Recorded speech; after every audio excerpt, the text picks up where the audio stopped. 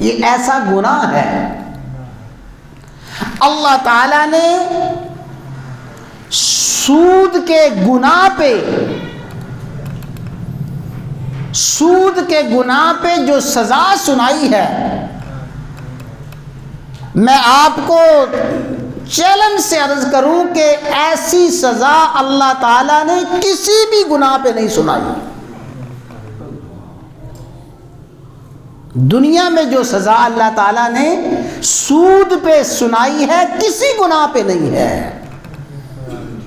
زنا پہ نہیں ہے، قتل پہ نہیں ہے، چوری پہ نہیں ہے، اور بڑے بڑے جرائم، کسی جرم کی سزا اللہ تعالیٰ نے ایسی شدید اور ایسی سخت بیان نہیں فرمائی جتنی سخت سزا اللہ تعالیٰ نے سود کی بیان فرمائی ہے۔ یا ایھا الذین آمنوا اتقوا اللہ، اے ایمان والو اللہ سے ڈرو، وَذَرُوا مَا بَقِيَ مِنَ الرِّبَا، سود کے سارے معاملات کو چھوڑ دو، ان کنتم مؤمنین، اگر تم ایمان والے ہو، اگر تم صاحب ایمان ہو اور تمہارا دعویٰ یہ ہے کہ میں مسلمان ہوں، تمہارا دعویٰ یہ ہے کہ میں مومن ہوں، اگر تم اپنے دعویٰ ایمان میں سچے ہو، دعویٰ اسلام میں سچے ہو، تو اس کا عملی اظہار یوں ہوگا، وَذَرُوا مَا بَقِيَ مِنَ الرِّبَا، سود کو چھوڑ دو۔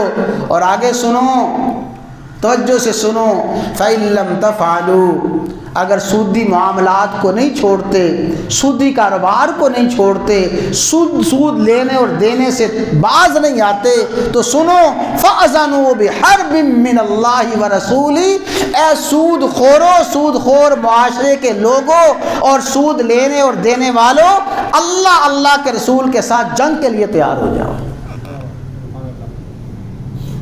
اللہ اکبر۔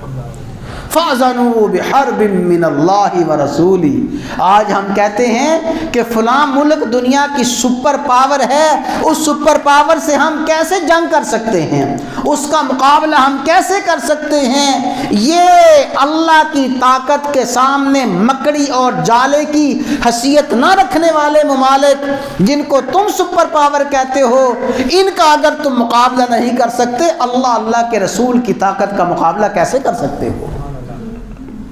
جو معاشرہ اللہ کے رسول کے ساتھ اعلانیہ جنگ کے لیے تیار ہو اور اعلانیہ جنگ کر رہا ہو، میرے دوستو، اس معاشرے کی معیشت کیسے مضبوط ہو سکتی ہے؟ اس معاشرے کی معیشت میں استحکام کیسے آ سکتا ہے؟ تو اللہ تبارک و تعالی نے قرآن کریم میں بار بار اعلان فرمایا۔